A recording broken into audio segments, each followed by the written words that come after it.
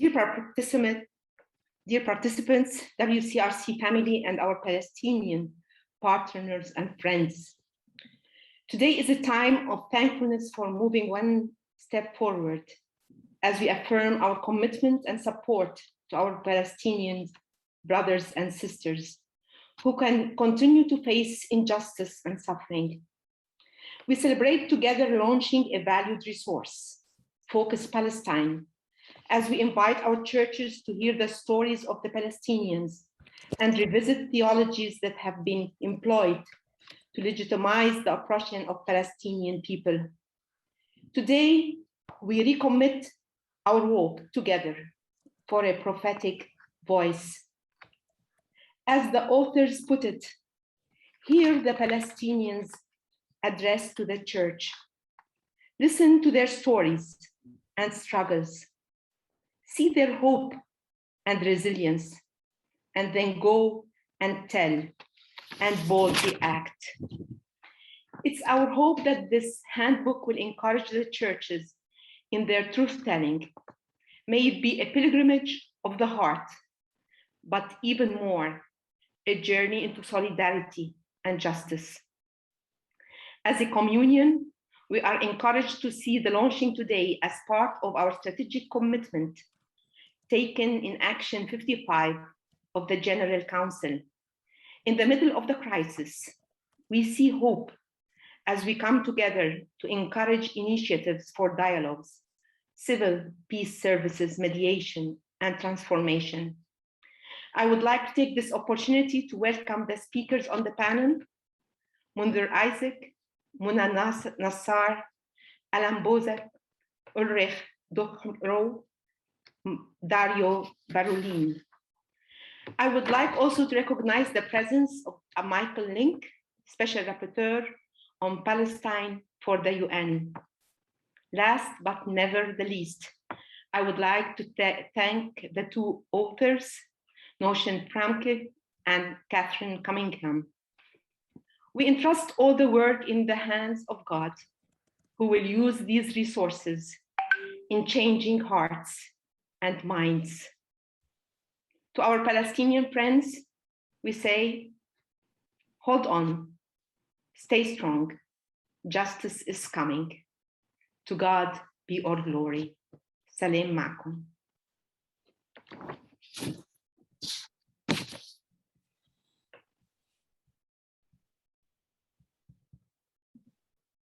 May I ask Sue Ream to introduce the Special Rapporteur from the UN, Michael Link. Thank you very much, Philip. I have the great privilege to introduce our keynote speaker, Professor Michael Link. Professor Link is Associate Professor at the Faculty of Law, Western University, London, Ontario, Canada. He served as Associate Dean of the faculty between 2008 and 2011. Professor Link teaches and writes in the areas of labor law, human rights law, and constitutional law. He also serves as a labor arbitrator and mediator. In May 2016, the United Nations Human Rights Council appointed Professor Link as Special Rapporteur for the human rights situation in the Palestinian territory occupied since 1967 for a 6-year term. In his capacity, he delivers regular reports to the UN General Assembly and the Human Rights Council on the human rights trends in the occupied Palestinian territories. We are honored and delighted that you could join us today. The floor is yours. Sue, thank you for that introduction. And thank you very much to all of you for the invitation to speak today to this gathering to launch your new handbook on Palestine. I've long been familiar with the stellar advocacy work of the World Council of Reformed Churches, and it's an honor and a privilege to be with you today. Earlier this week, I delivered my latest report to the Third Committee of the UN General Assembly, as Special Rapporteur on the human rights situation in the occupied Palestinian territory. The focus of my report is on the deteriorating situation in the OPT and the abdication by leading players in the international community of their accountability responsibilities to actively challenge the myriad human rights violations associated with the Israeli occupation. I'd like to speak to you today about some of the leading features of my new report. But before that, I want to state to you how troubled I was to learn this past Friday that the Israeli Minister of Defense had designated 6 Palestinian human rights organizations as terrorist organizations. This is a significant body blow to the Palestinian human rights movement and to human rights everywhere. It signals that this 54-year-old occupation, always repressive, always acquisitive, is now becoming even more abusive of international human rights and humanitarian standards. These 6 organizations, Adamir, Al-Haq, the Bassan Center for Research and Development, Defense for Children International Palestine, the Union of Agricultural Work Committees, and the Union of Palestinian Women Committees, are widely respected for their stellar work in documenting the human rights violations associated with the Israeli occupation and for providing voice for those vulnerable Palestinians who have none. They are exemplars of what the international human rights movement stands for.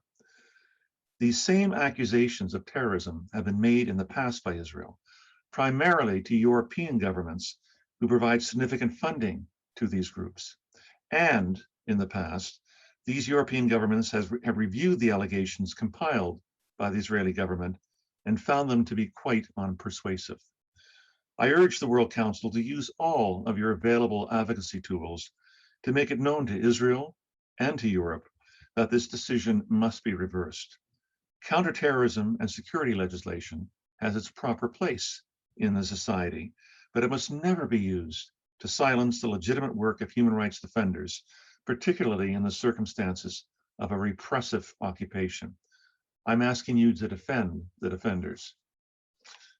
Turning to my new report, I emphasize in it that the international community's remarkable tolerance for Israeli exceptionalism in its conduct of the occupation has allowed realpolitik to trump rights, power to supplant justice, and impunity to undercut accountability.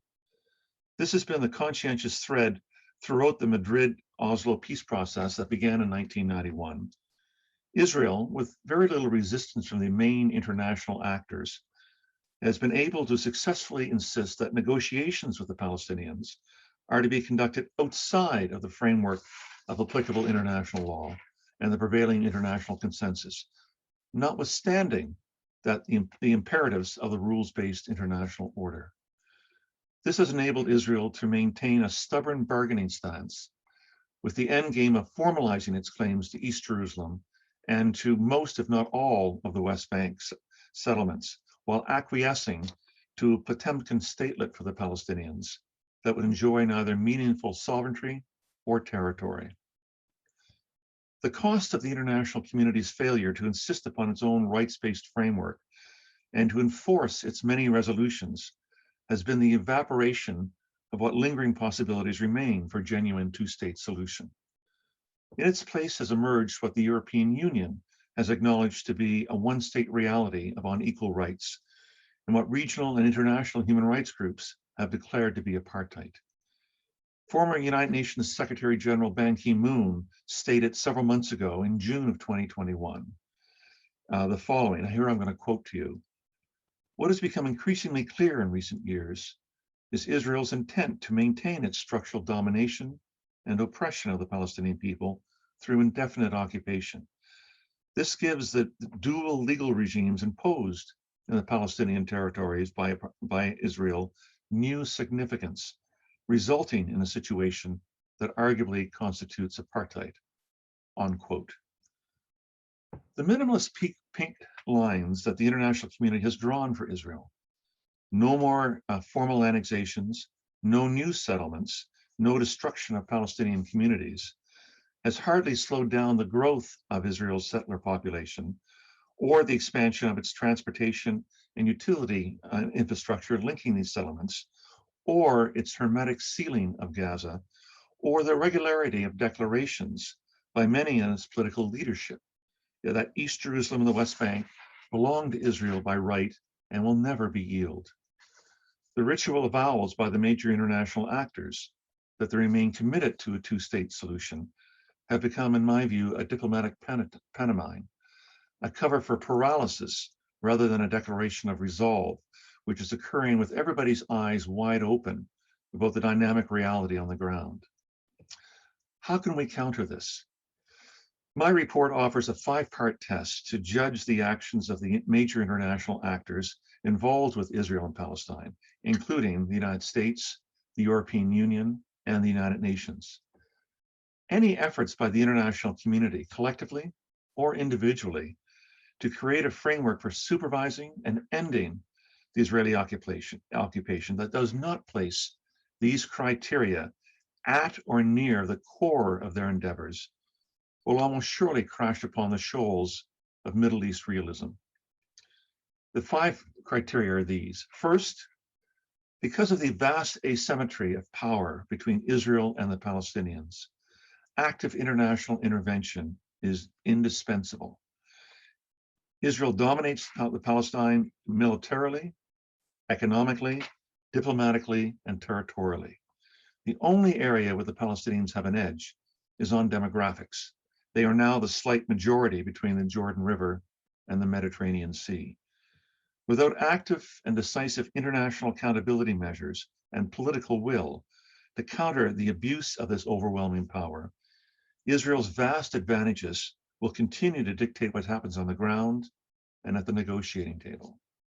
Second, the framework for fully ending the occupation must employ a rights-based approach, anchored in international law and human rights. Yesterday's diplomatic playbook, relying on the realpolitik of Israel's facts on the ground, Palestinian weakness, and the absence of law, has only led to repeated peace process dead ends, while enabling the patterns of human rights abuses and the endless occupation to continue largely unimpeded.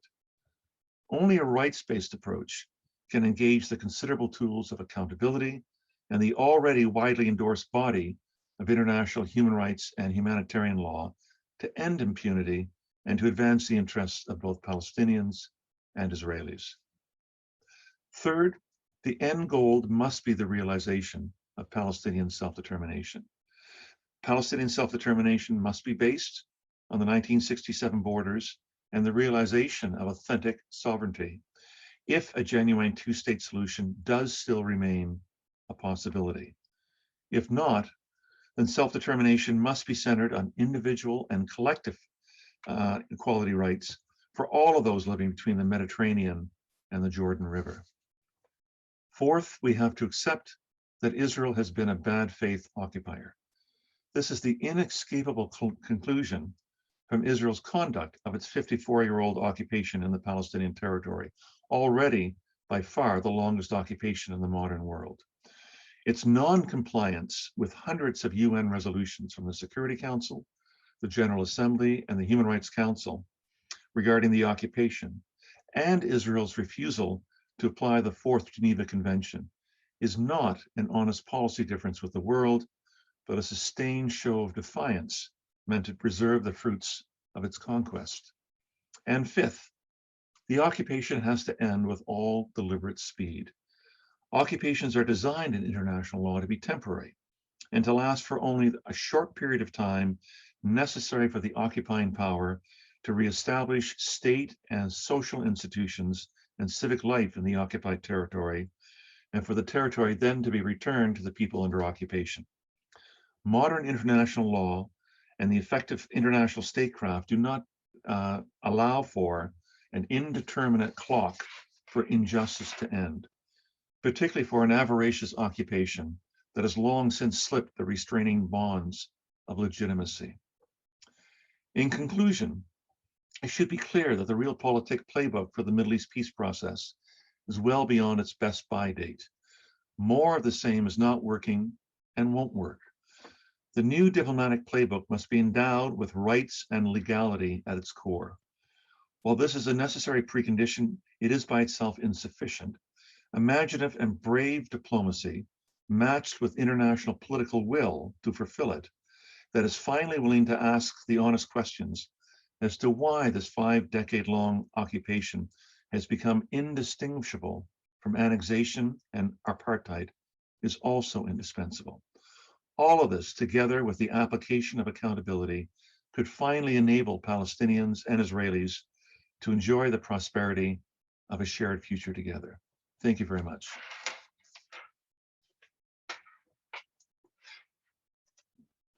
Thank you very much, Michael. Thank you so much for all that you have brought and for also noting very specifically the work of the World Communion of Reformed Churches in doing advocacy around this issue of Palestine. The World Communion of Reformed Churches is noted for being called to communion and committed to justice. And perhaps nowhere is this two issues of communion and the theological implications of it and justice so much brought together as in the case of what is happening in Palestine. This is deeply a justice question. We at the World Communion of Reformed Churches have been struggling with the implications of the question of empire and its continuing legacy through the several centuries, actually. What we see happening in Palestine is a continuing legacy of empire.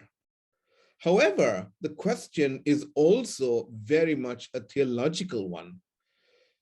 For theological arguments and specific biblical interpretations are being continually evoked to legitimize a settler colonialism that exists here.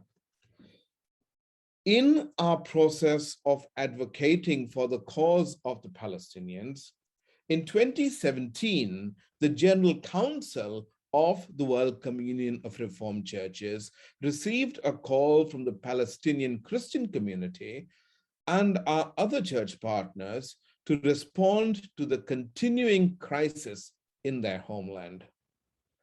The Assembly responded with Action 55, which stated that the General Council affirms with respect to the situation of injustice and suffering that exists in Palestine and the cry of the Palestinian Christian community that the integrity of Christian faith and practice is at stake, and therefore instructed the General Secretariat to initiate a program to collect studies and materials that speak to the cry of the Palestinian people and try to transform the conflict to make it a just and peaceful society, making them available to member churches, and to undertake study and discernment using the resources available from member churches and the ecumenical movement regarding theology that has been employed to legitimate the oppression of the Palestinian people, recognizing that such a study might result in the need for prophetic action. The General Council encouraged the Executive Committee to strengthen the initiatives of dialogues, civil peace services, mediation, conflict prevention, and transformation.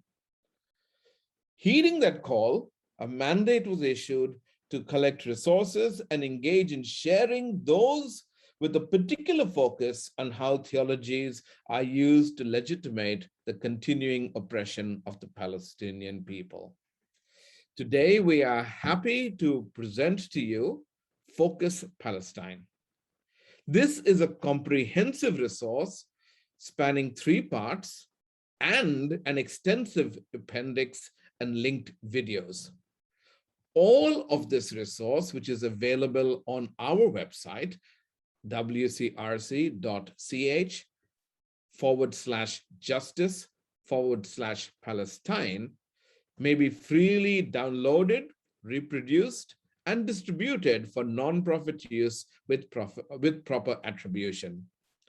I would like to take this time to thank all of those who were involved in bringing this resource together, particularly Catherine Cunningham and Nushin Framka, who really worked hard to bring this extensive resource together.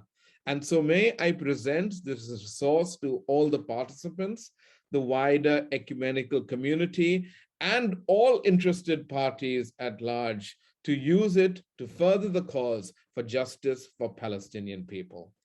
Over to you, Catherine, and then Nushin to speak about this resource. Thank you, Philip. And thank you, Michael Link, for providing exactly the broader context of the issues in which Focus Palestine came together and was produced. I want to begin today by acknowledging that Nushin and I, who actually live very close to one another in New Jersey, share geographical context in which each of us resides on unsurrendered land that originally belonged to the indigenous Lenape Nation. I also acknowledge that my country, the United States, is complicit in the oppression and violation of the human rights of the people of Palestine, and have supported the dispossession of their land in a continuing Nakba. As one of the authors of this handbook, that sinful truth was ever present as we worked. I start here because erasure and settler colonialism is a reality that Palestinians continue to suffer daily.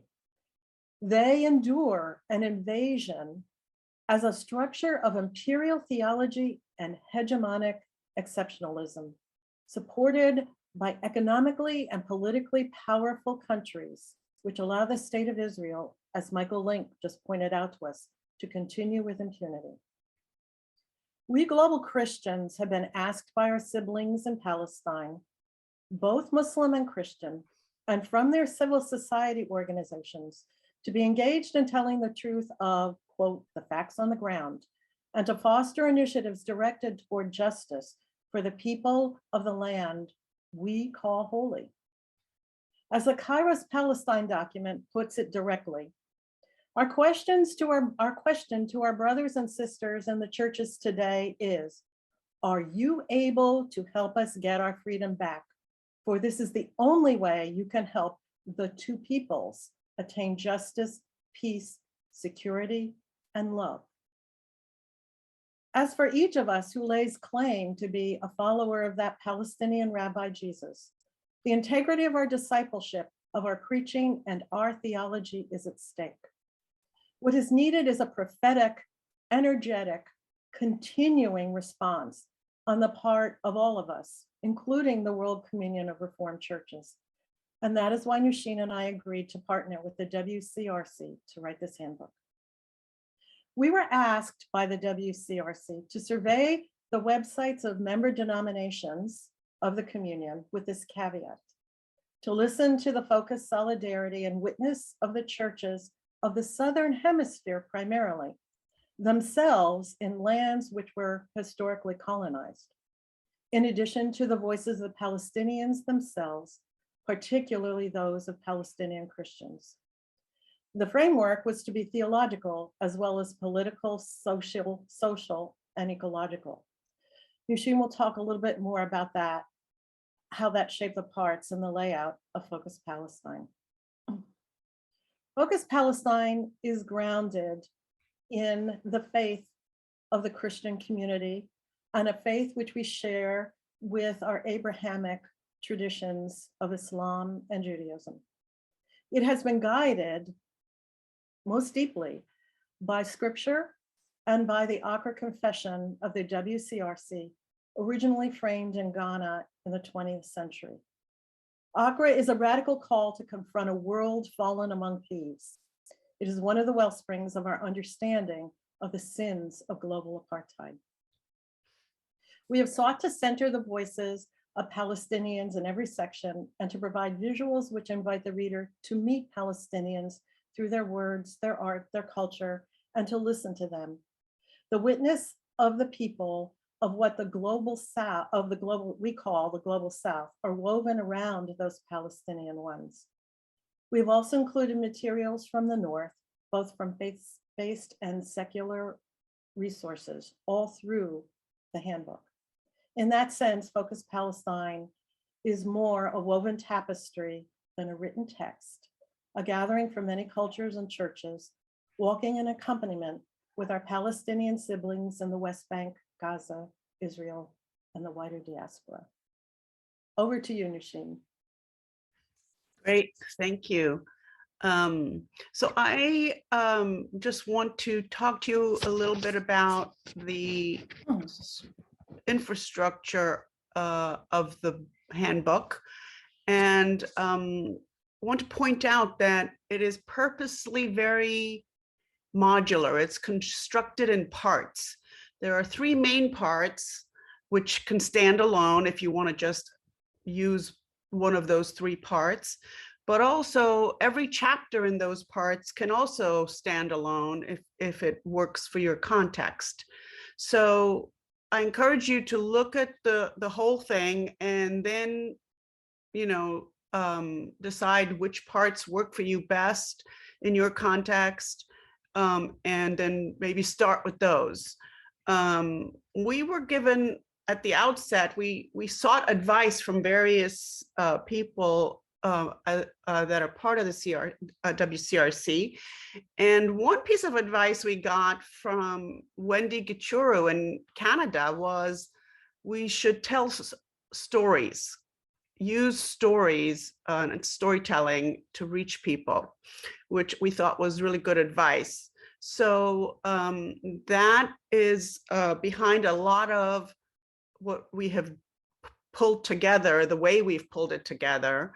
And to that end, we made an effort to use a lot of visuals, which is actually what led us to create these videos. There are 13 videos, and you click on them basically in the chapter. There are live links that you click on, which takes you to the WCRC YouTube channel where the videos reside. And there are pictures that also tell a story. You know, a picture is worth 1,000 words, and with their caption, they're quite instructive and a pedagogy through pictures. And we've also used graphics from Visualizing Palestine. So I thought, I don't want to use up too much time now. I will quote from the book a little bit later, but I wanted to show you one example of the beginning of one video, which happens to be my favorite episode, which is episode 11, which covers culture, Palestinian culture as resistance. So if I can just share my screen and show you that real quick. So here we have the PDF of part 2. And on this page, which is the end of chapter 5, towards the end of chapter 5, I have this link at the bottom. It says, click here to watch video 11, Hidden Resistance or Sumud Through Culture and Art. And if you click on the link, it will take you to the video. I'll let about 30 seconds or so play.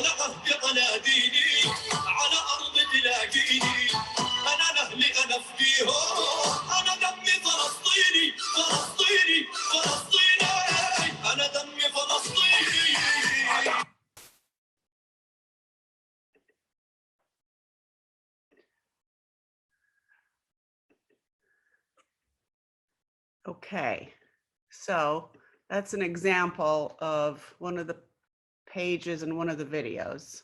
Thank you.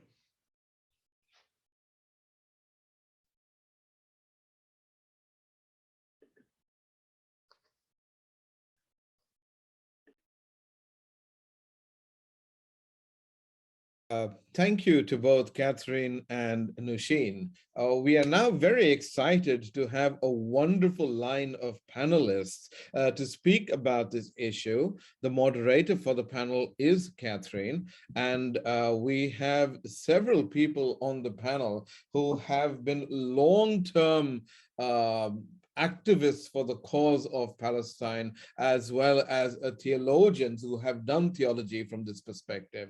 And I'll go through this list alphabetically.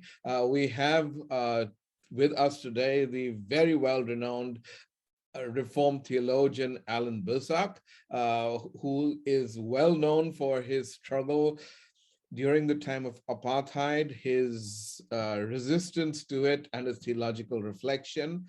We are also very happy to have from Uruguay joining us today, the General Secretary of IPRAL, the Reverend Dr. Dario Barolin, an Old Testament scholar who's also worked on Palestinian issues. Coming to us today from Ireland, but from Palestine, is Muna Nasser, who has worked with Kairos Palestine and has just completed a master's in intercultural theology. The very well-known Lutheran theologian, the Reverend Dr. Munter Isaac, joins us from Bethlehem, who has written very recently from Behind the Wall and has done a lot of work in advocacy on this issue. And of course, we have from Europe, the Reverend Dr. Professor Ulrich Dukro, who has been a doyen of support for justice causes, particularly of the Palestinian question, and has often been at risk because of the positions that he's taken. So I welcome all of you to this panel. Also joining us on the panel will be Nushin herself. And may I now ask Catherine to lead us into this particular panel discussion. Friends, if you have questions, you may put it in the question box, and these will be moderated by the moderator of the session. And perhaps if your question or linked to another question, if they're similar, will be asked by her to one or several of the panelists. So now, thank you so much, and on to the panel itself. Thank you, each of you, for participating in this today. The way the format will work is that I will ask each panelist a question, and she or he will have about 4 to 5 minutes to answer. And then there will be a follow-up responder making comment on that question. And then we'll proceed to the next one and on through. So beginning with you, Muna, what is the lived experience of being a Palestinian today in the context of settler colonialism? How do you experience otherness and erasure and Orientalism as a Palestinian? Thank you, Catherine, and thank you, Philip. It's really a great honor to be amongst people who have been long-term working for the justice and the human rights of the Palestinian people. And I would like to thank also the WCRC for being committed to delivering justice. So it's really an honor to be here. To answer your question, Catherine, as a Palestinian myself, and to try to give one simple answer to this question that is multi-layered, it is simply, a vicious cycle that is constantly in loop, and it is being a witness of a reality that has been passed down from one generation to another. As a Palestinian, as a people, we have been witnessing life under occupation for almost all our lives, and under different empires, under different regimes. So it's really an experience of always needing to justify oneself and one's existence. It is an experience of always feeling like the ground that one is standing on is jeopardized and can be taken away any minute. But most importantly, it is a feeling that Palestinians, just by the fact that they are Palestinians, are deemed as a problem, just by the fact that they have and they continue to exist on this land. So it's a feeling of that you're othered, whether it is historically in the way that Palestinian history was continuously being silenced. So it's first, as a Palestinian, I am being part of the so-called Middle East, and the Western world has used an imperial hegemonic system using Orientalism to categorize people of the region and to dominate the region by producing knowledge about it. So as a Palestinian, you see through an Orientalist sect that dehumanizes us and boxes us into a reality that does not resemble our own. Amongst many things, it is a feeling that our agency as Palestinians are constantly being taken away from us. And no matter what field we are in, and no matter how Palestinians choose to voice out their concerns and their minds, the power dynamic and the power structure is not in our favor.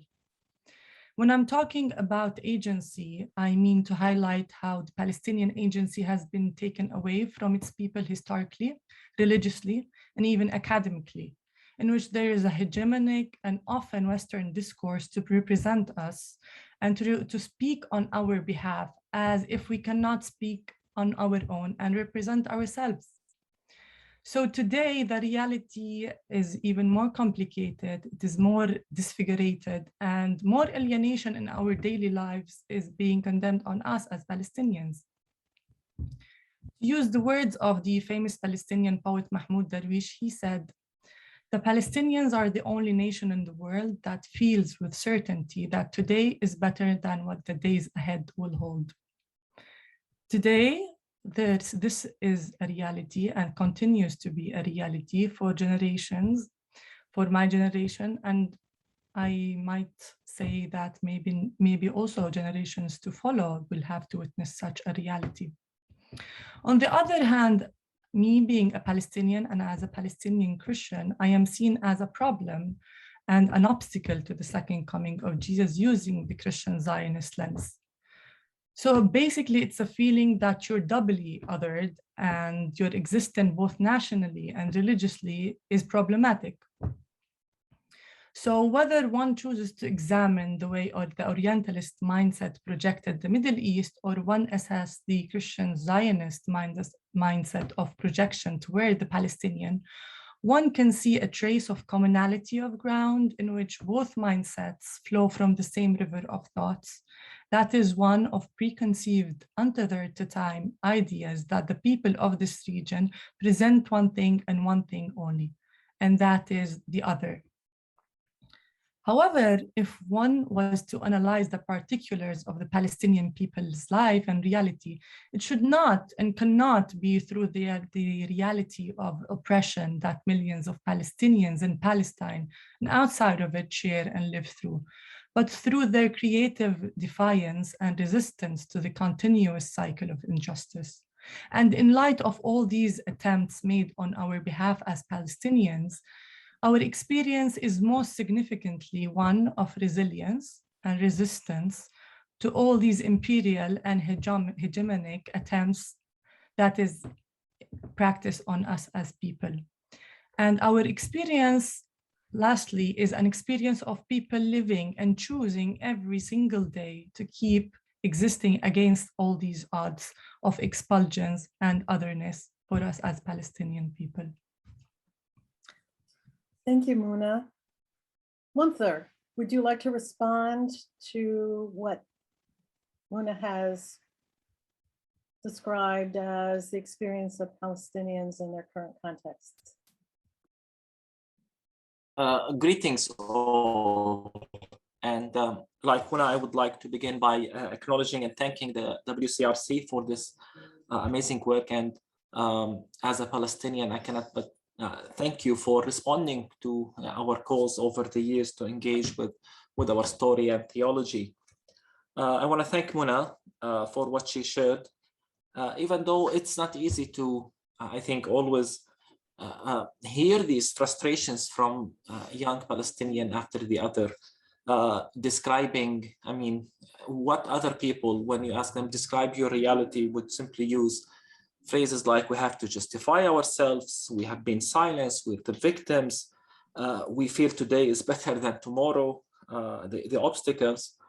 But despite all of that, Muna has opted to end with a message about the resilience of Palestinians. And maybe that's better than the often cliche, we still have hope, but rather we will continue to fight. And I think Mona herself is a manifestation of this, studying and engaging and doing advocacy and writing about these things, and choosing not to simply surrender, but to continue, like many others from the different sectors of life here in Palestine, like many other young Palestinians who bring me hope, who choose not to give up, but to continue fighting in whatever means or field they have. Thank you, Munther, and I'm sorry for the interruption of my cell phone. I had thought it was silenced. I would like to follow up with a question to you about why do you believe the global churches should pay attention to Palestine? So beyond the obvious answer that Jesus commands us to seek peace and justice and to be thirsty for justice and righteousness, the particularity of Palestine is important here. And so let me try to answer this question: why should the church be concerned, in 5 quick points? The first is that there is obvious injustice here in this land. And the church should be concerned about injustice, no matter where that injustice is. We are talking about an occupation that controls literally every aspect of our life, as the special repertoire Michelle Link has just explained. An occupation that has been going for a long time, and that's even getting worse and worse by the time. The situation in Gaza that's becoming unbearable, a reality in the Holy Land, in the whole land that's being described more commonly as apartheid. And as such, the church should be concerned when such a thing has been happening for a long time. But my second reason why should the church be concerned is because a lot of this is happening in the name of the Bible, in the name of our Bible. And our struggle as Palestinians with this reality is well known and documented, but I think Christians everywhere should be concerned when theology and the Bible, when religion is used to justify injustice. And the fact remains that in history, we can go and dig deeper in the British Mandate and the role theology played to what Christian Zionism is doing to the position of many churches around the world. And we can simply realize that theology is still playing an important role. Again, to reference the special repertoire, he mentioned a very interesting phrase about Israeli exceptionalism. And I think theology also plays a very big role in this, talking about the exceptionalism of certain people. And so when usually, and here is my third point, when usually Christians ask me, why should the church be concerned? I simply say, because the church is already involved in this conflict. In fact, because it is already heavily involved in this conflict, whether through the theology, whether through the political activism of certain movements like Christian Zionism. Let us remember that when America moved the embassy from Tel Aviv to Jerusalem, Trump explicitly said, I did it for the evangelicals. Because there are still many strong forces that silence Palestinians, not simply the right-wing evangelicals, but in different church circles, we still have voices that silence any Palestinian voice or any criticism of Israel. Because we can talk about the funding through billions of dollars from churches to settlement projects, to the Israeli military, not millions, but billions. We can talk about the control of tourism and how that pilgrimage and tourism by churches is used to promote a certain narrative that eliminates the Palestinian presence and creates a narrative, in the minds of people that is heavily one-sided. And my fourth point of why should the church be involved is simply because as Christians here, we're saying and calling out and really saying that our presence here is at stake. Nobody wants to see a holy land without the church. And here I'm talking about the church as people, not the church as stones and historical sites, but the church as people. And the church as people cannot survive this political reality of injustice and oppression and restrictions. It's so painful for me as a pastor to have these constant conversations with young people considering immigration, stating life here is unbearable. We have nowhere to go. We have to keep fighting restriction after restriction. And the church should be concerned about a continuous Christian presence in the land. And finally, I believe the church should be involved, and this is my final point, because I believe a just solution in the end of the occupation in Palestine will have a great impact and to the rest of the world and the region, and send a message and could inspire other regions. And I also believe that as people of faith, if we are heavily involved in bringing about a just peace, we could send a strong message that people of faith and that religion can play a positive role and can bring peace. And as such, we can be good ambassadors to the kingdom of God. And this is, at the end, what we should all strive for as followers of Christ. Thank you. Thank you, Munter. In the interest of moving our panelists through all of the questions, I am going to move on to ask Ulrich the third question. Ulrich, there are churches who have difficulty responding to the Palestine question. It's a blind spot for them. How are we to engage these questions, both in secular society and in the church?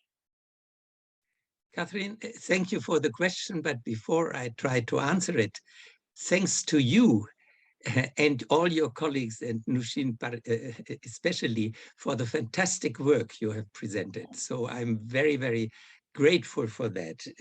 I come back to that in terms of the answer. Now, in the short time, I want to concentrate on Germany because it may be the most difficult place in the world concerning your question. Because in Germany, I mean, people are very much bound to the past, not to the reality and not to the future, because they are more looking at how can we present ourselves as having repented from the genocide of the Nazi Germany, then looking at the present injustices and ethnic cleansing, etc. So specifically in Germany, there is what we call post-Holocaust theology, which very much is this in retrospect trying to do everything to say we are now good Germans, and we make the proof by not saying anything against Israel. On the theological basis that one synod presented, the state of Israel is a sign of the faithfulness of God. Now, how do we go about that kind of defensiveness and blindness in terms of the reality and the future?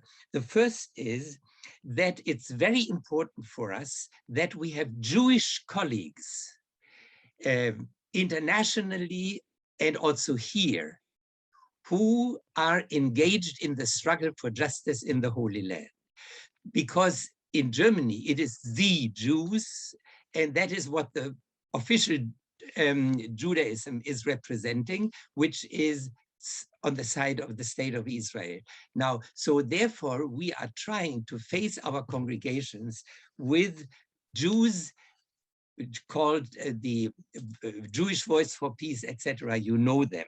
And we have, of course, invited people like Mark Braverman and Mark Ellis and others to be present here. And we have Jewish friends here of the same kind. The second thing, what we are trying to do is, because the Holy Land, as already Munter suggested, is a kind of myth in the German tourism, etc. So we say, come and see the invitation of Kairos Palestine to see the reality, because information, you don't change emotions and prejudice by information, but just by experience. And so when people see the reality, they are ready to change. 3, we are trying to argue Germany has a double responsibility, and it only has talked about the first one. You know, until the genocide crime of the Nazi Germany, the acceptance of Zionism was not there among the Jews, but it was growing just on the basis of the experience of the Holocaust. So therefore, also, for instance, people do not see what the new Israeli historians have shown, what happened already right after the decision of the UN. So we have this situation that the Nakba is a consequence also of the Holocaust. And this double responsibility the Germans do not realize. And the fourth is that we try in this context also to make clear that it is only because the West is financing and supporting Israel's oppression. Only therefore it cannot be changed. So therefore, showing our co-responsibility here in Europe and especially also in the United States. And the good help that we have now is the cry for hope, because it calls the churches to answer on the clear issue of, I mean, pre-formulated even by Bonhoeffer, if one people is deprived its rights, and if that is legitimated by the wrong reading of the Bible, then in reformatoric terms, this creates a status confessionis for the churches. It touches the integrity of the church. And now we are so happy that other churches respond to that cry, like the UCC in the United States with the confession of exactly the kind which is asked for. And so now we publish those answers of other churches who respond to the cry to say, look, be part of the Christian community. And thank you again. The fantastic volumes of the handbook will help us in this. Thank you, Ulrich. I am going to ask Alan Bosak to respond to what Ulrich has said. Thank you, Alan.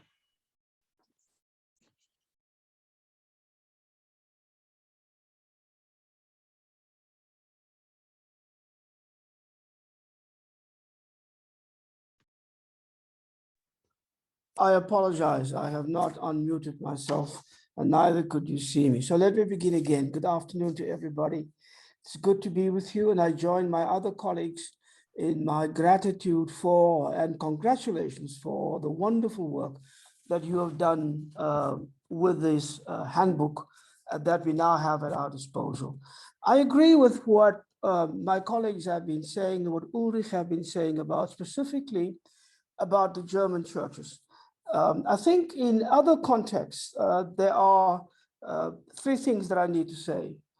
But let me preface that by saying I have come to the conclusion, and I have said this everywhere I could and as often as I could, that just as during the struggle against apartheid, especially during the 1980s, the world has come to accept that apartheid is almost a litmus test, if you will, the measure of our political morality and our theological integrity, the thing by which we will be tested. So in the same measure, for me, the Palestinian issue has become that test and that measure for our political morality and our theological integrity and our faith in Jesus Christ and the integrity of our faithfulness to the gospel. And so that for me is the departure point. Whenever I talk to churches or to politicians about the situation in Palestine and what we are doing about it. That's number one. Number two, I think in terms of the churches, we are faced with a threefold problem, colleagues. It is a problem of politics. So we must accept that people who have had no difficulty with South African apartheid and with North American Jim Crow apartheid and with oppressions of all sorts in their midst and outside of the borders of their country will have no difficulty with the occupation and with the ongoing oppression and with the murderous policies of the Israeli government vis-a-vis the Palestinians. Second problem is a theological problem. Now, there's a young man who just wrote a book in the United States. His name is Joel Gorza. And Joel Gorza has written a book with the title, America's Unholy Ghosts, the Racist Roots of Our Faith and Politics. And in it, he makes a point about what he called the foundational sins of a certain kind of Christianity. Number one, he says, Christians, the first sin, the first lie that Christians tell about themselves, as that Christians could be in a right relationship with God without being in a right relationship with the broken and abused of the society and of the world. That's the first lie. The second lie these Christians tell themselves is that religion is about the salvation of the soul only. It's got nothing to do with anything else. And in doing this, Christianity became an increasingly introspective and individualistic thing, oblivious of the world and unable to transfer the scripture's social convictions and demands to the world's most basic and earthly needs. The third lie, he says, these Christians tell themselves is that indifference to injustice is no threat at all to one's intimacy with God. And I think when we enter into this discussion with churches and the Palestinian issue and call and need for freedom and dignity and justice, we have to keep that in mind. And the third problem, of course, is the problem the way the Bible is read and understood and interpreted, not just in Christian Zionism, but in some quarters in Israel itself, and even by some politicians. So that is where I think we are on this question. And for me, we enter into conversation with these churches always. Ulrich is right. If we can take them and make them see the reality on the ground, then that is always better. But if we can't do that, I want to say, let's talk, but let's be very, very clear. We must be as clear as we possibly can. And secondly, we must remember that for people not under oppression, people who are in privileged positions of power, there's always time. Palestinians don't have time. We can talk and talk and talk, and in the meantime, lives are at stake. Palestinian children are dying. And I remember in the 1980s, during the state of emergency, I was still in the executive of my church, and we had a long conversation with the white Dutch Reformed churches about what was happening in the country. And at some point, I got so exasperated that I got up and I said, I'm leaving this meeting. We've been talking for 2 hours now, around and around, about things that you feel are important to you. And while we are talking with you, your police and your army have been killing our children by the hundreds outside.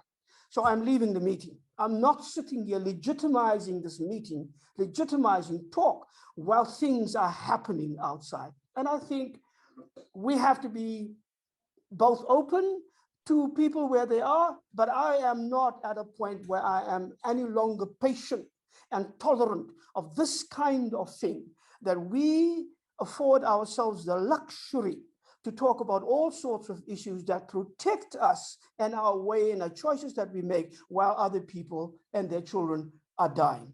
So those are some of the things that I think we should be thinking about in this question, Catherine. As we move on, and very much related to what you just said, Alan, would you please describe your understanding of global apartheid and how it's found in the microcosm of Palestine and its oppression? Well, as I speak about this, think about the fact how in the World Communion of Reformed Churches, we have come to talk of empire and the impact of empire as a mind-boggling, comprehensive, totalitarian reality of total political control, total socioeconomic inequalities, exclusion, and bigotry in all of its forms, global white supremacy and violence in all its manifestations. And so we talked about empire as a kind of global matrix of power that some people sometimes find overwhelming. In our ongoing conversations in the World Communion of Reformed Churches, however, we have come to understand that we can use a word, a concept of global apartheid, which is a more comprehensible term. And for these reasons, over the decades and through the tireless efforts of Black South Africans, people have come to understand what apartheid means. A system designed, excuse me, to control, to deprive, to oppress, to exploit, to marginalize, and to exclude, all built on a false sense of superiority and inferiority, and assume the right to rule, and all built on the assumption that the rest of the white world would protect and stand in solidarity with white South Africa. That has now become a global situation. And in our view, nowhere and in no place is it so clear and so concentrated and so vicious as in apartheid Israel. Black South Africans have, long before the world came to call Israel an apartheid state, where global apartheid is almost concentrated altogether. We have recognized in what is happening in Israel exactly what has happened in South Africa. But we have also come to realize that for Palestinians, it is much worse than it was for Black South Africans. And I mean, think about what I'm saying when I make that particular statement. So there are things happening to Palestine and Palestinians today that even our white superiors that they call themselves would not dare. They in some point got stopped by international law. Israel knows no such thing. Black South Africans, and this is maybe one of the most important things in our struggle against apartheid, had, especially from the late 1970s after Soweto and the massacre of the children in Soweto, but into the 1980s, we have built up quite rapidly an international solidarity.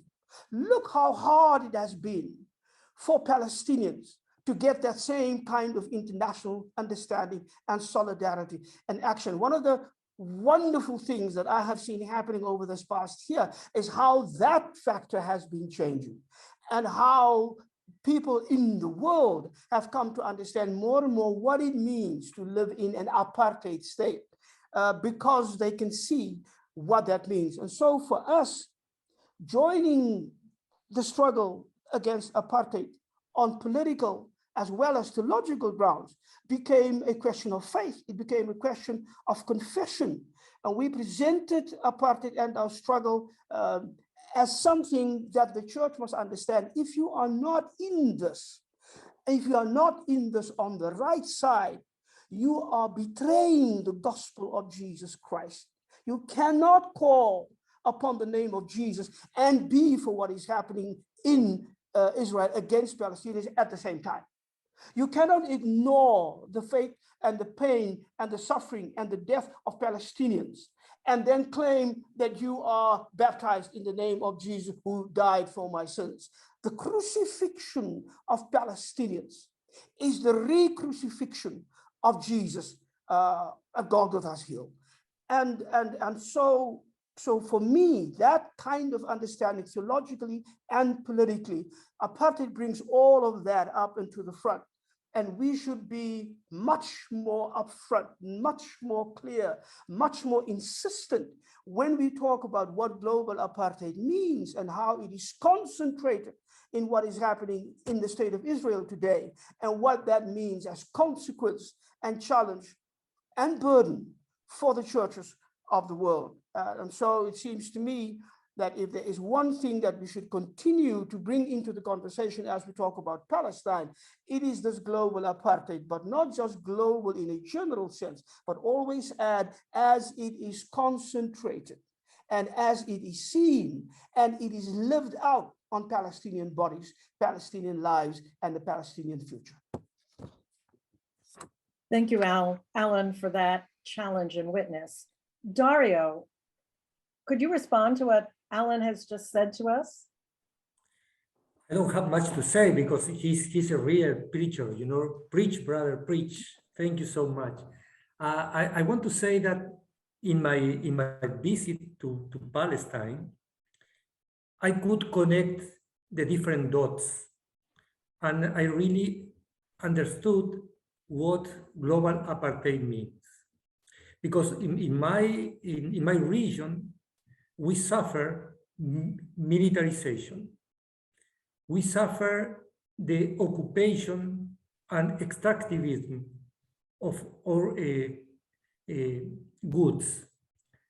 And I didn't connect that as a global concept. So was Alan just exposed? I think that it's very clear that what we are seeing in Palestine is what is happening in many other places in the world. But what is critical is that in Palestine is so, how to say, is so powerful, and there is no way out.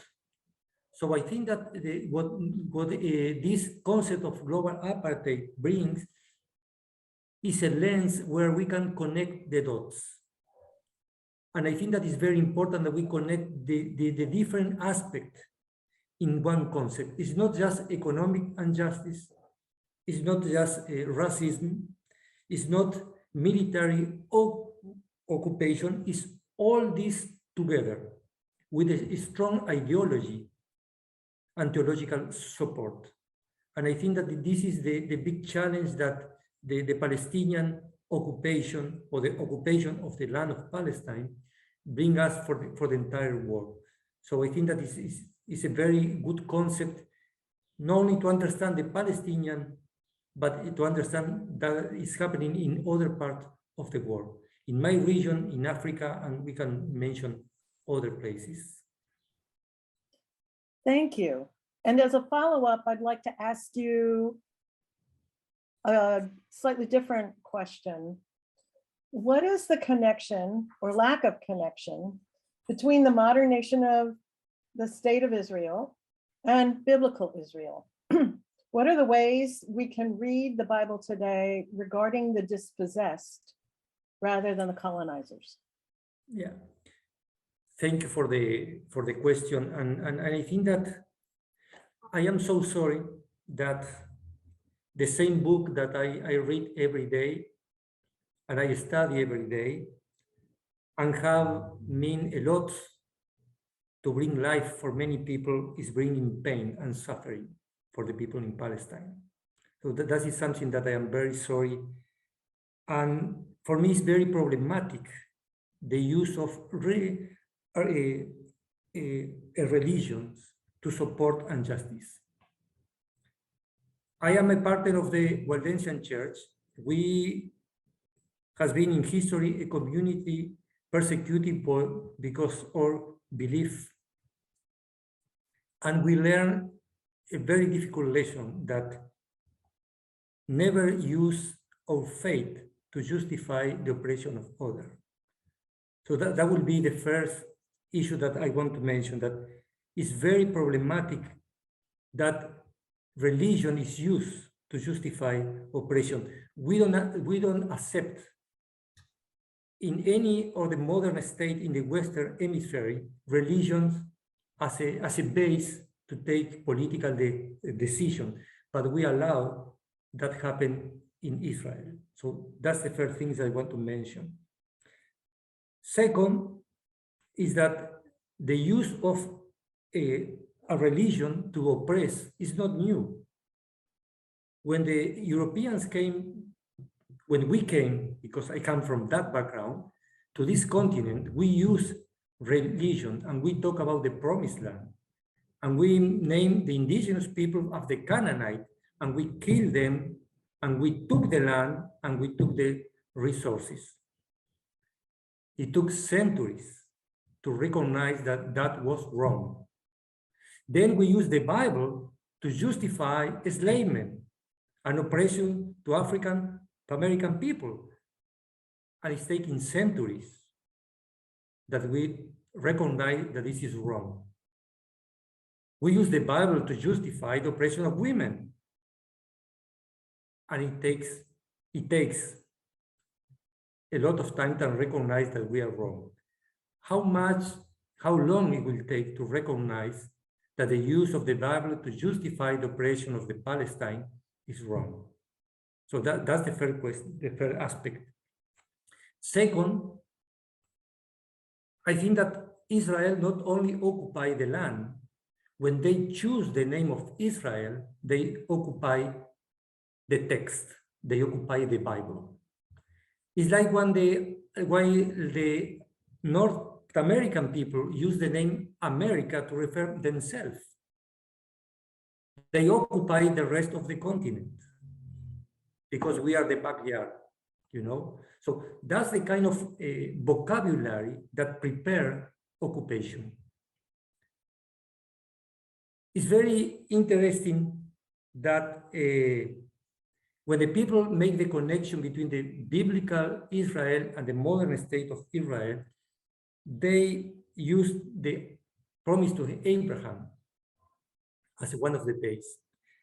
But this is a problem because in the New Testament, in a very consistent way, every time the covenant to Abraham is brought to the table, is to include other people, not to justify exclusivism.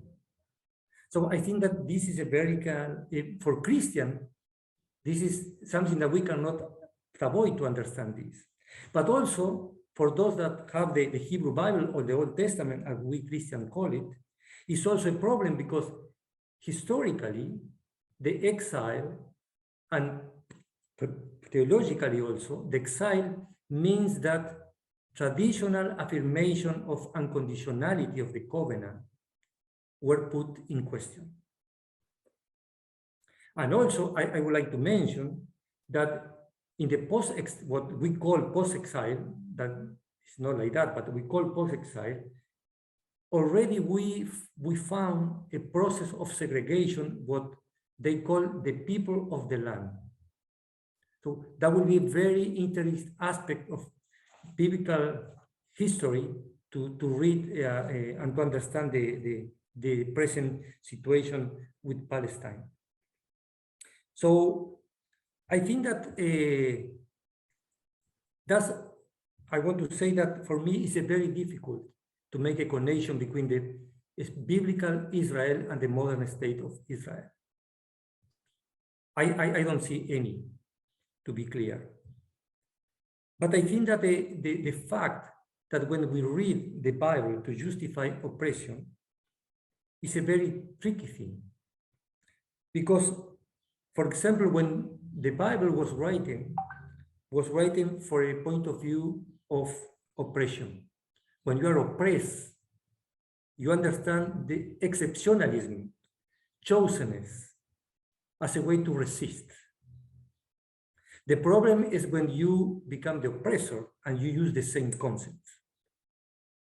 When you are no longer the victim, but you use the same concept that help you to resist the oppression, now to oppress the other. And this is what happened today. Secondly, for me, even if I'm talking about chosenness, if I am blessed, is to bring blessing to others. Blessing is not a privilege. It's a call to serve. And I think that for Christians, we need to go back to the text of Mark 10:35 to 45. By the way, there is a wonderful sermon of Martin Luther King on this text. And I think that the idea that when we use power to oppress, we are no longer Christian, because we are called to use power to serve. And this is the only way that we can avoid to use scripture to oppress. So I think that it's very important that we talk about the place of the reader. I think that the Bible should be read from the point of view of the victim, and never has to be used to oppress others in the name of religions. So that's it. Thank you. Dario, thank you so much. Nusheen, would you please respond to Dario's comments? Thank you, Chris. Thank you so much. Wow, I'm really edified by this conversation. It's been a great privilege to have you all address the issues.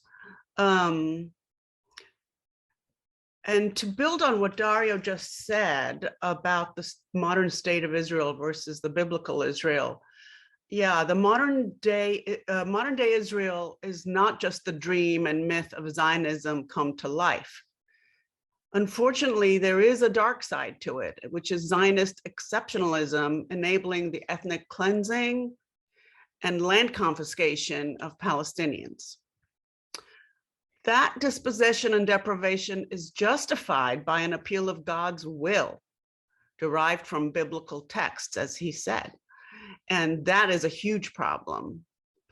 The original Zionists were secular, and they didn't see using religion as a weapon first. They weren't using, even as Dario said, they weren't using the name Israel originally. And they were using the name it already had, Palestine. But Ben-Gurion, the first prime minister of Israel, and his generation had a big role in changing that, contributing to the sacred character of Israeli civil religion by interlacing nationalism with biblical literalism. So let me quote from our book from chapter 6, which has a section on Zionism. Quote, Ben-Gurion said, quote, Ben-Gurion regarded the creation of a Jewish state in Palestine as a reflection of biblical stories of Exodus from exile in Egypt and the conquest of the land of Canaan. He said the Bible, quote, is the single most important book of my life, in my life. From the early 50s until his retirement from public life in 1963, Ben-Gurion conducted Bible studies every 2 weeks in the prime minister's residence or his kibbutz in the Negev, lecturing to a wide range of political leaders and scholars. In his memoirs, he noted the role of religious motivation in the recruitment of Jewish immigrants to Israel. And this is a quote from his memoir. Without a messianic, emotional, ideological impulse, without the vision of restoration and redemption, there is no earthly reason why even oppressed and underprivileged Jews should wander off to Israel, of all places. The immigrants were seized with an immortal vision of redemption, which became the principal motivation of their lives. Tellingly, Ben-Gurion's favorite book of the Bible was Joshua, which recounts the Israelite conquest of the land, the annihilation of the Canaanites, and the settlement of the land by the 12 tribes of Israel. End of the quote from chapter 6. So in this manner, the secular Ben-Gurion and Israel appropriated the biblical stories for a nationalistic civil religion that would later buttress the expansionism of both religious and secular settlers. And as Dr. Mark Braverman has said, and this is also in the book, this civil religion has been adopted by a broad spectrum of Judaism, from the far left to the far right. Thank you. I am going to ask you to follow up, Nusheen, with a question about forms of resistance. How do we engage in those nonviolent forms of resistance, particularly boycott, divestment, and sanctions? And would you share some of your insights about working with churches globally on solidarity through resistance? And then I'll ask Muna to follow up.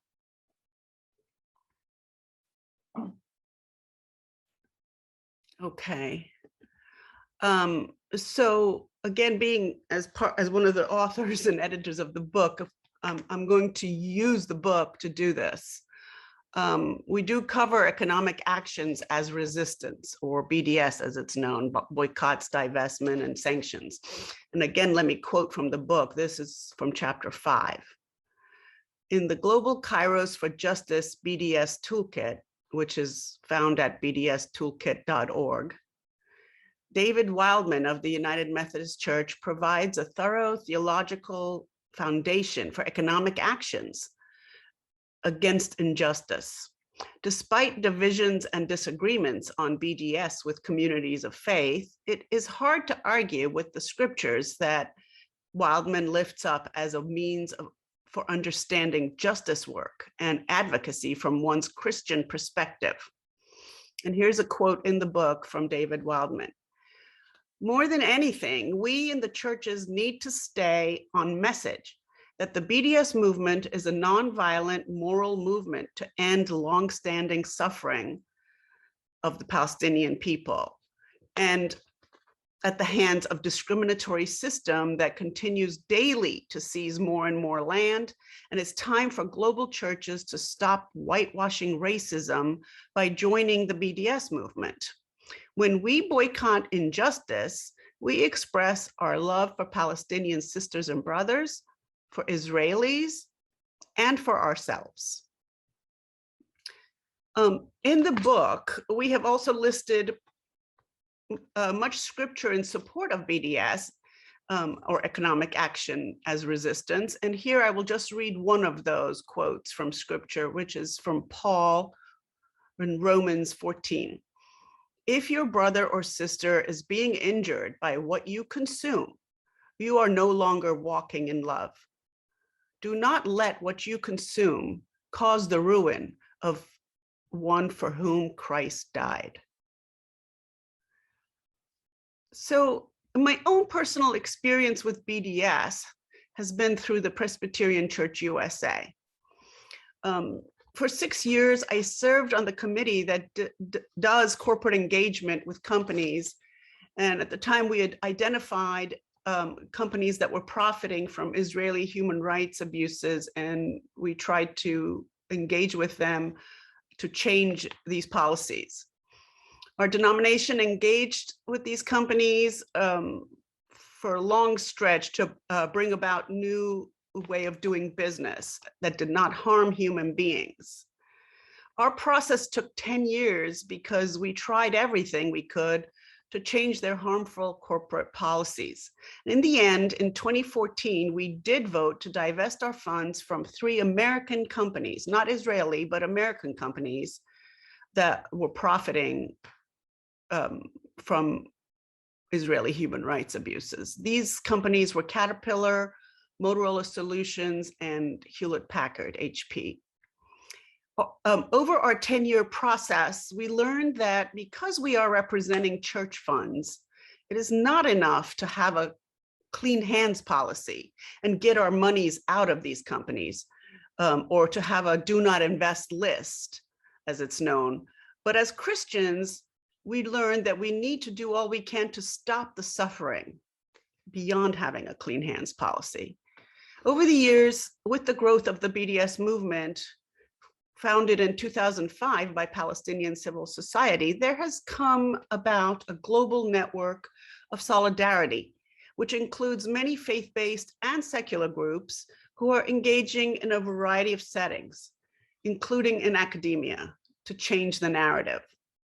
The Global Kairos Group has a digital BDS toolkit that I mentioned, which is in the book, linked to in the book. And there you can find a 10 commandments of BDS solidarity. And I lift up 2 of them here to you. Thou shalt prioritize people before profits. And thou shalt criticize in love in the prophetic Tochecha tradition. So I urge you to engage in this nonviolent action that has a proven track record to make change, even in the most difficult settings. Thank you. Thank you, Nisheen.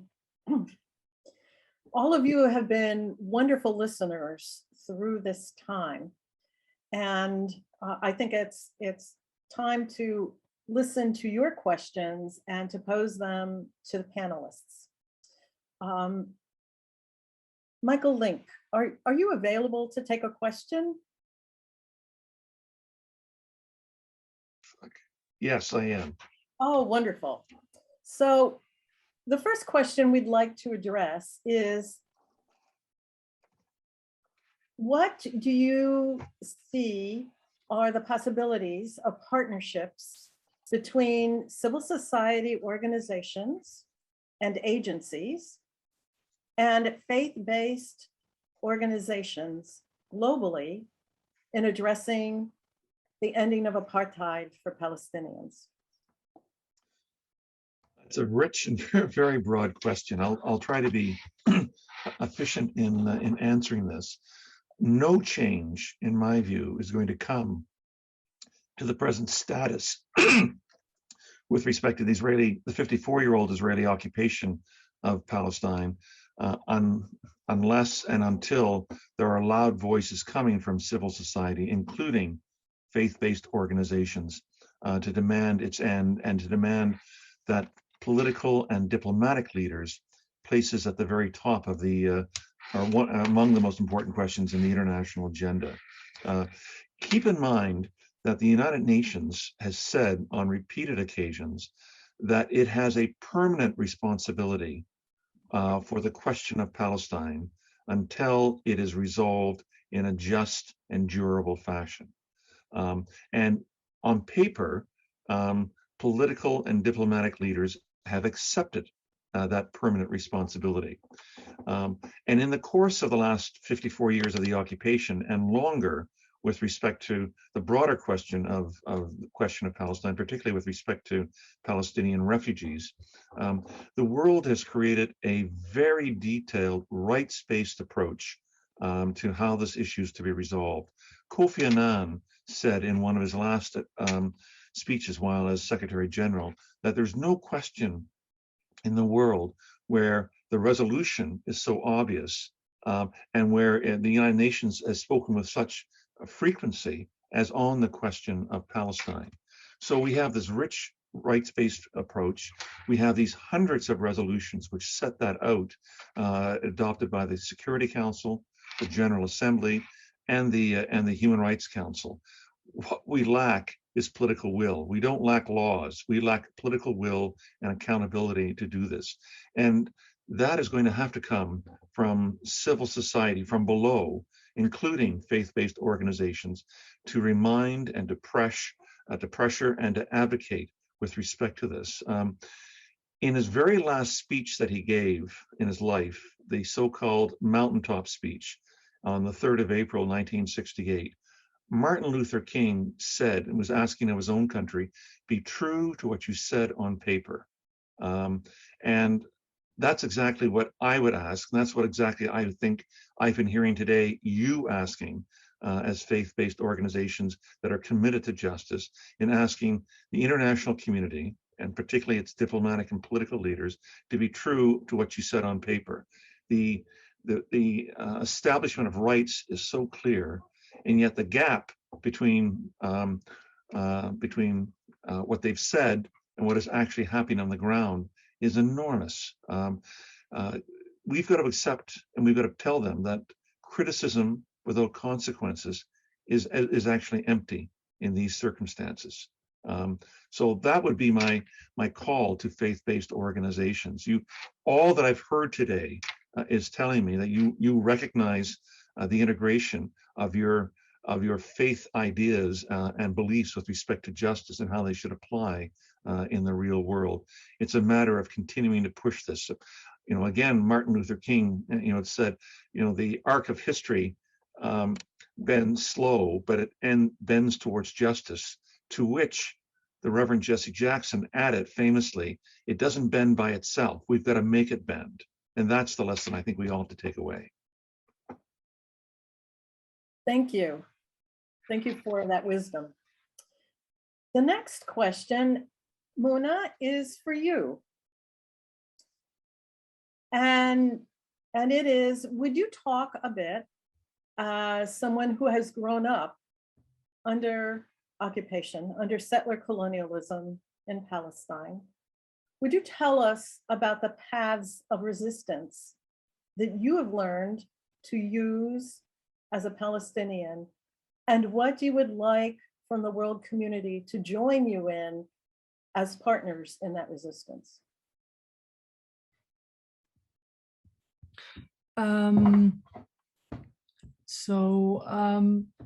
Growing up under the Israeli occupation, and I think the second Intifada was kind of a game changer in the way that as a person I became, and the person I left behind after that second Intifada, in which it really opened up my eyes that there is something very specific that as a people we are going through, and that this is not normal. As a 10 years old, I could see that, there is a soldier stopping me from moving, stopping me from going on my life, my normal, abnormal life. It has really opened up my eyes to see that, no, our reality is kind of very specific, and it does have to do with this specific, land. There is like two ways in which people would either go on and, try to be part of advocacy, of resistance, of making a change, or you either go on the extreme other of, you just don't want to deal with it because it's so in your face and it's, dominating your life. But to me, growing up where, the wall has grown with me and bigger than me, and, just the vision of a future that you can see ahead is physically not a commodity for any Palestinian, especially one that grew up in Bethlehem where the wall is surrounding us. Why am I telling you this? I'm telling you this because it is really the point that made me not want to be silent about what I was going through, because it's not normal that what I was going through. And also as a Palestinian Christian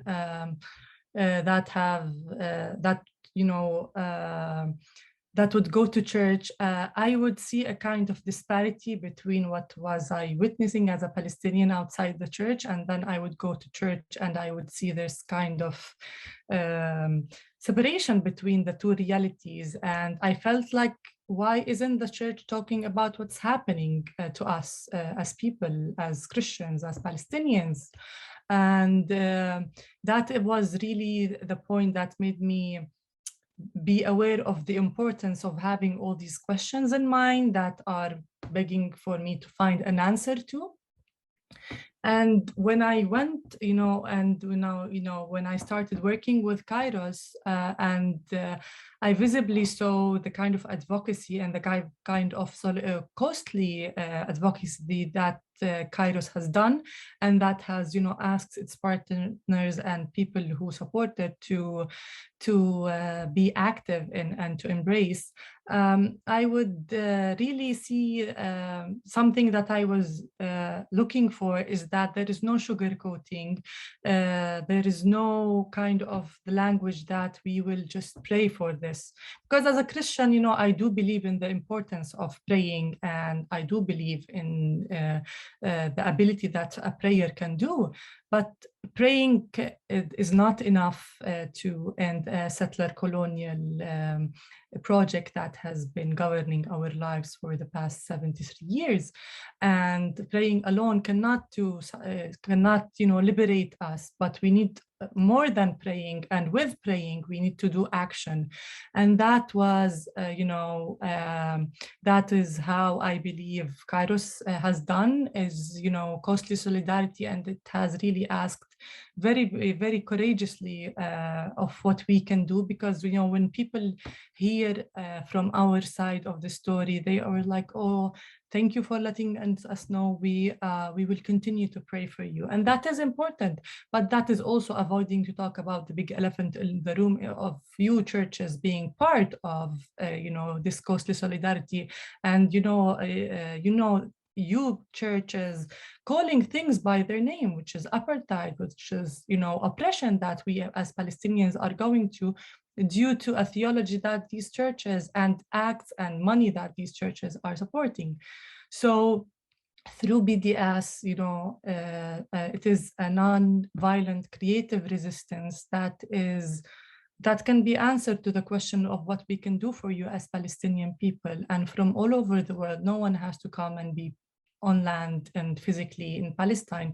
You can be part of the struggle for liberation of the Palestinian people from wherever you are, using BDS and adopting BDS as, a very honest and very direct answer to the Palestinian people of how they are choosing also to resist, and, it is important that, the international world accept that this is one of the means that the Palestinian people have chosen to be resisting, and a method of resistance that have proven success internationally, and have, made Israel question its strength, So it's a combination of many things that have made me aware of the importance of resistance first, but more importantly, the importance of non-violent resistance, because history has shown that violence will only lead to violence. And this is part of something creatively resisting the empire that we can partake in. Thank you. You have lifted up the context of costly solidarity, and I would like to address to the entire panel and have one or two of you reply. What is the costly solidarity that the church globally is called to on behalf of justice for the Palestinians? What does that costly solidarity look like?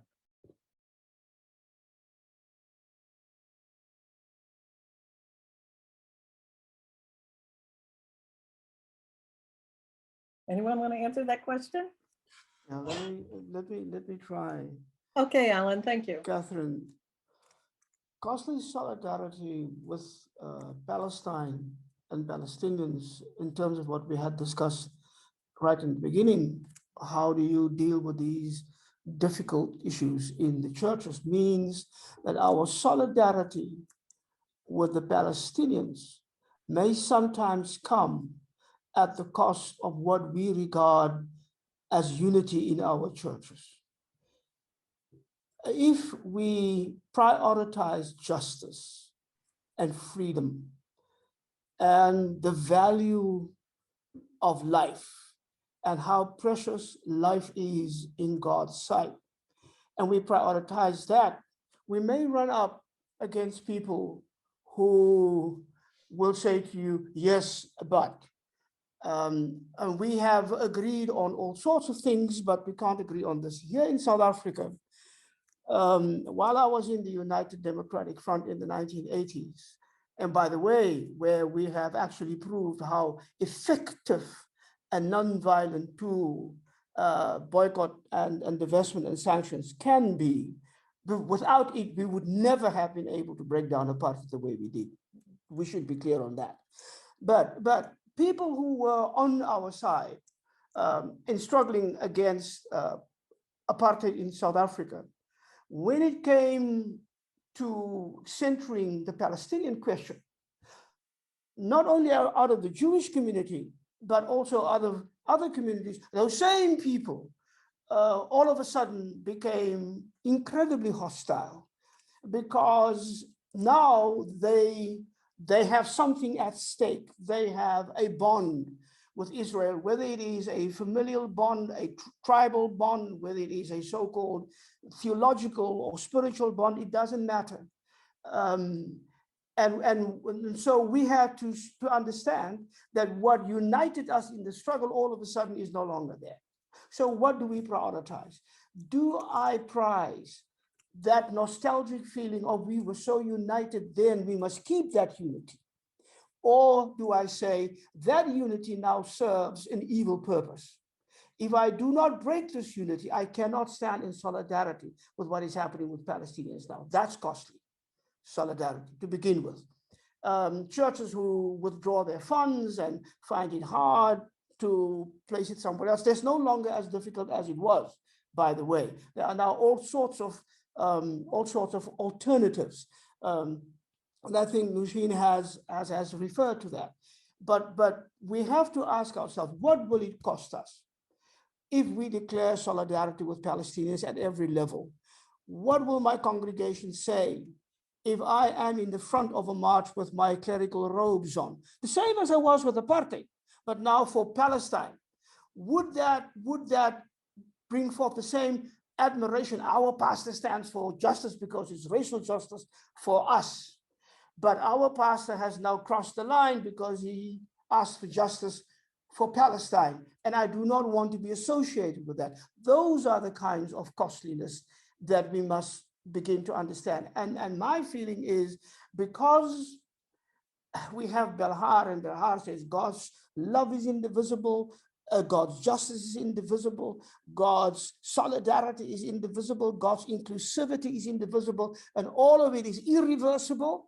I know where I must stand by people in any form of injustice that might strike them. And so those are the choices that we make. And churches should rather say, we are willing to risk our cozy unity, but the solidarity where injustice is taking place and where justice should happen, to stand where Christ is standing, that is the first thing that calls us. And that's where our loyalty must lie. Thank you, Alan. Munther, I see your hand up. Would you like to reply? And then I'll follow up with Ulrich. Yes, thank you. And I think what Professor Allen just shared is spot on. And I can speak from my own experience as a Palestinian pastor and theologian of what the opposite of costly solidarity is. And I think that would help, because so many times I would speak to church leaders about the reality here, and the response I get is, your language is too strong.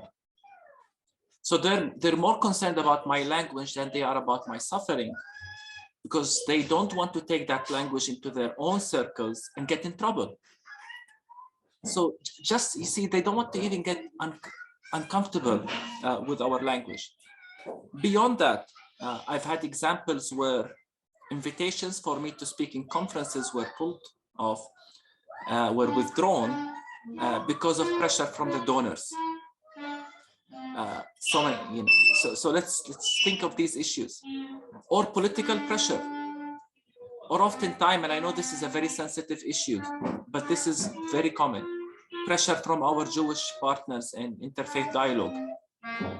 And as I say, maybe we need to reconsider which partners are we engaging with in our interfaith dialogue, because there are so many partners who are willing to step in and engage with church leaders about ways to bring peace together, but we're not giving them a voice.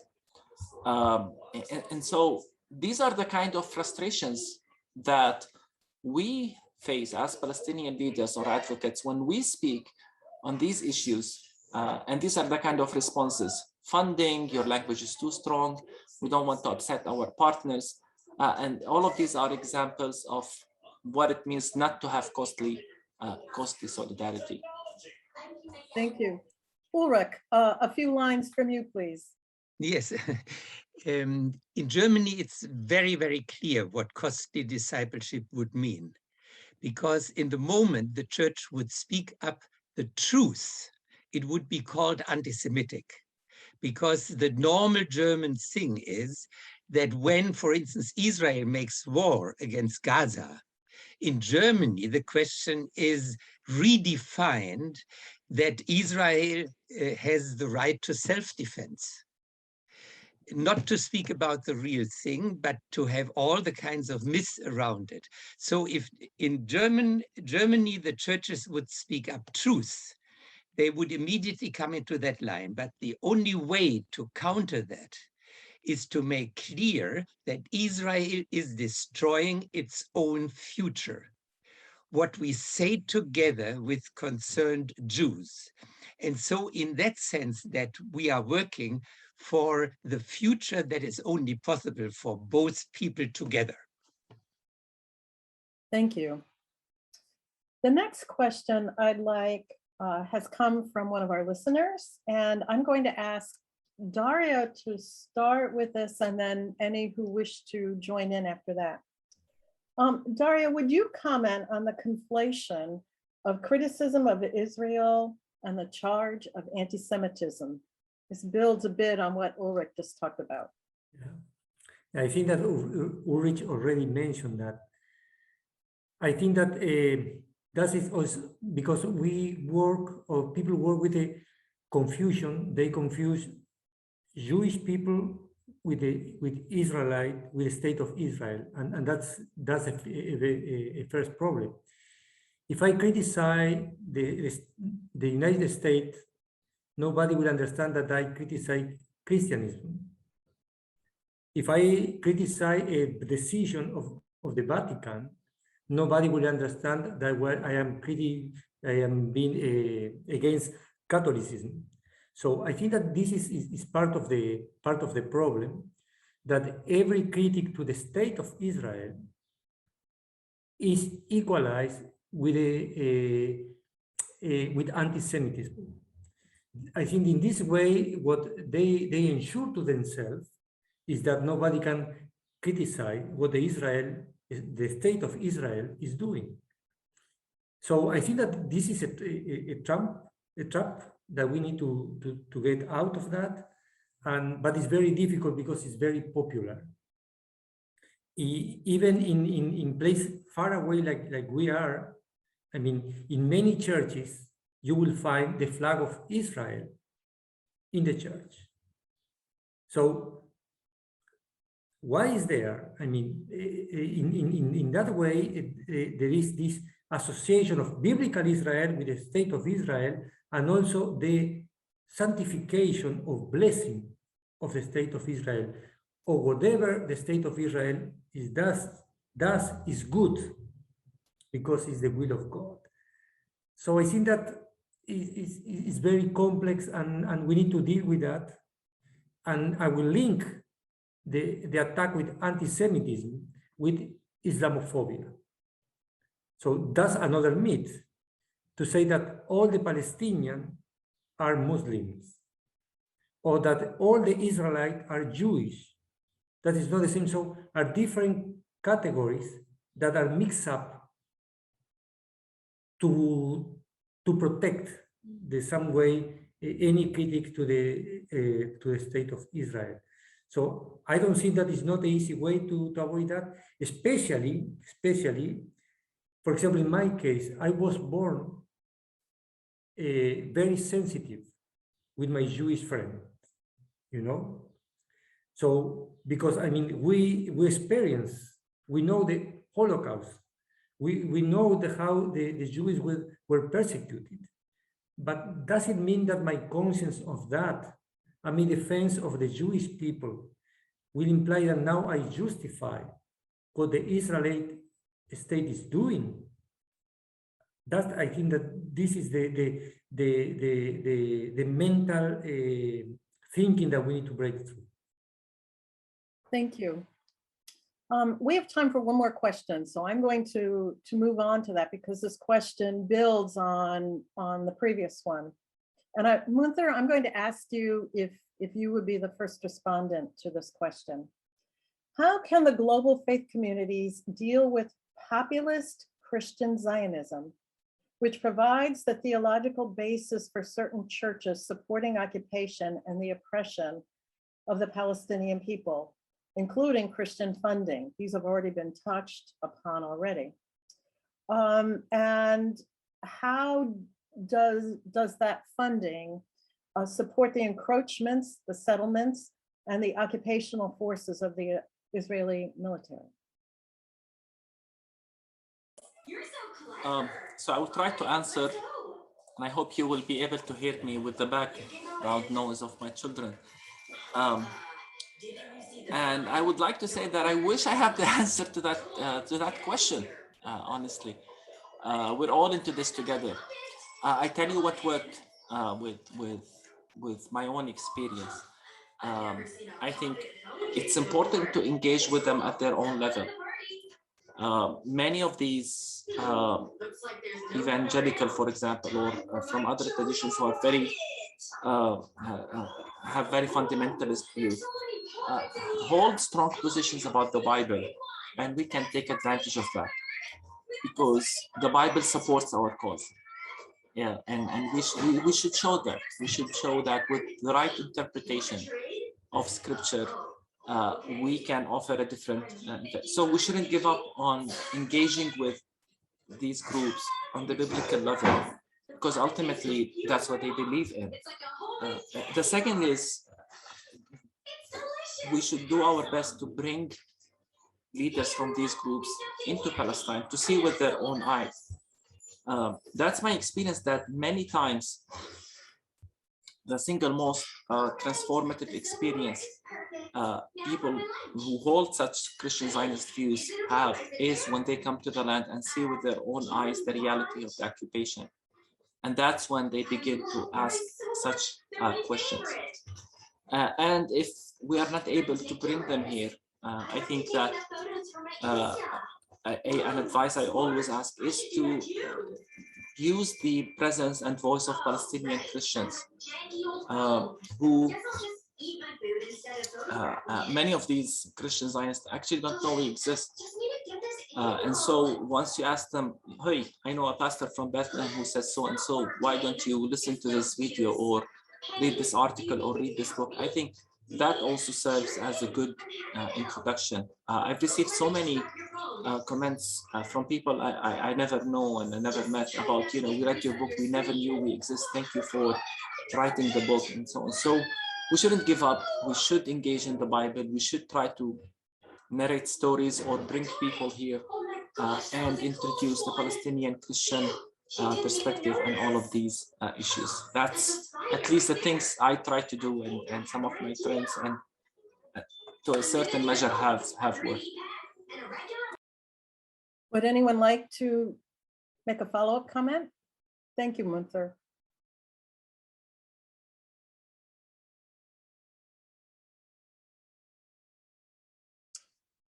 Okay, I'm going to engage my co-author, and as we finish this time in a panel discussion, we want to highlight the very last part of the handbook, which is Jerusalem as the microcosm.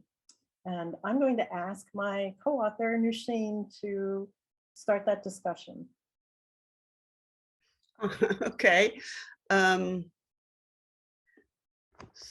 So as we were finishing up the writing, compiling of the book, the events happening on the ground kind of took over for us. And there's always a danger of whatever you're working on being obsolete the minute it's finished. And it's hard to avoid that with Palestine, because there's so much happening all the time. And with Jerusalem, of course, we're referring to the evictions in Sheikh Jarrah and Silwan. And this was going on as we were finalizing. And so we really, it highlighted the fact that not only is Jerusalem a microcosm for what's going on in Palestine, but Sheikh Jarrah, for example, is a microcosm of Jerusalem. So, a microcosm within a microcosm. And we try to illustrate that at the end of the book. And we actually got permission from Mohammed Al-Kurd, from Sheikh Jarrah neighborhood to republish his article. And so he really has we uplift his voice there to present what's going on with the evictions, because his family was, of course, evicted in 48 and then evicted again in 67 and then evicted from their house. I think it was in 2009. And now again, it's happening to them. So this is it, you know, erasure, eviction, and it's a never-ending kind of annihilation and erasure. So that's what we try to highlight at the end of the book. Just as we were finishing up and turning over the manuscript to the World Communion of Reformed Churches, there was also another part of Jerusalem as a microcosm, and that was the attack during Ramadan upon worshipers at the Al-Aqsa Mosque.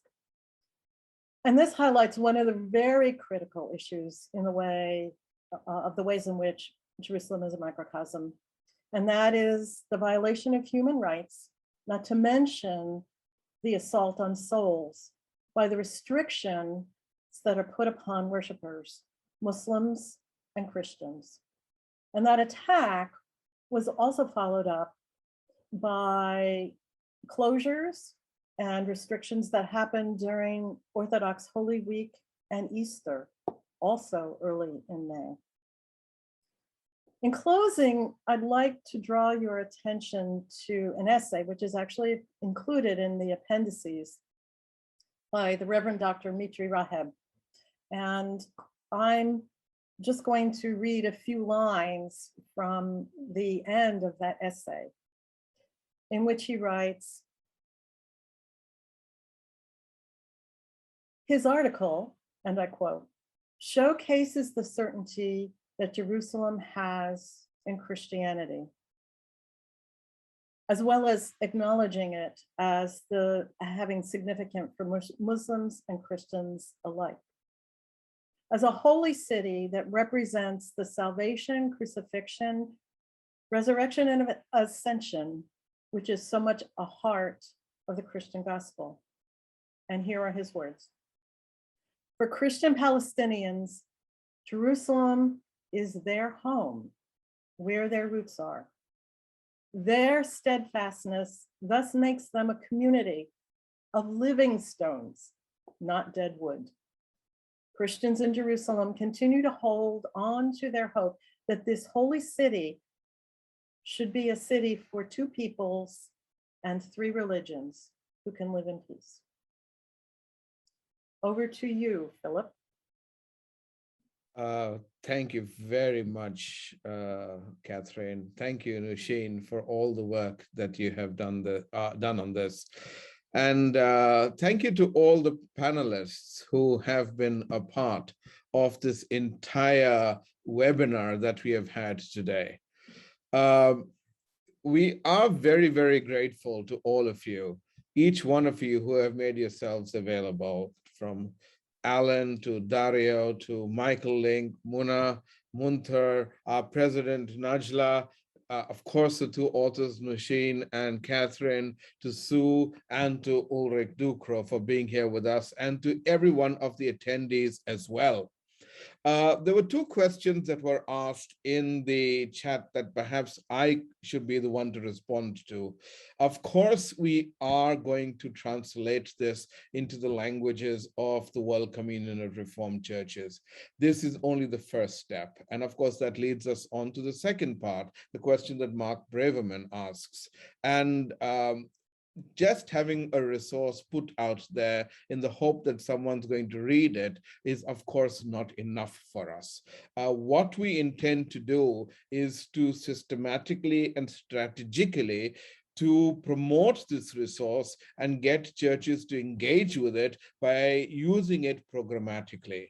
We have already started simultaneously such a process. We have a small working group that's working on it, and this will be now our work from now till the next General Council to see now that we've met the first part of Action 55, how do we get our churches into a place to respond to this, not just prophetically, but from a place recognizing that in the struggles of the Palestinian people, our faith is at stake.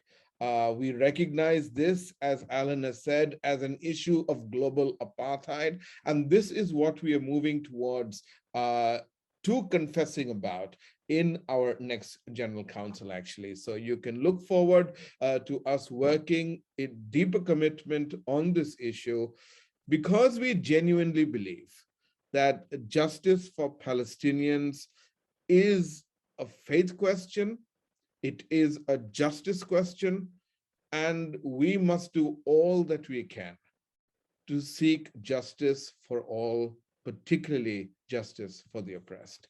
Thank you very much, all participants, all attendees. We are very, very grateful that you could be with us today. Thank you very much, and goodbye.